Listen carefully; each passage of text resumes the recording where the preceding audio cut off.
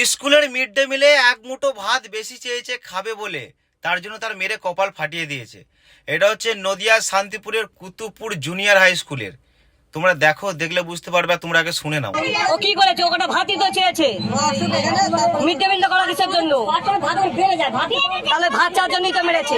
ওইটুকু বাচ্চাটাকে দেখে মায়া লাগলো না?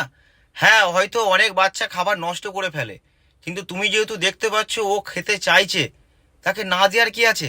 আসলে কি জানো তো, যারা রান্না করে আর যারা সহযোগিতা করে, তারা সবসময় চায় খাবার বাঁচিয়ে নিয়ে চলে যাব বাড়িতে, বাড়িতে সবাই খাবে আর নয়তো গরু ছাগলকে খাওয়াবে। কিন্তু যাদের জন্য রান্না করছে তাদেরকে খাওয়াবে না।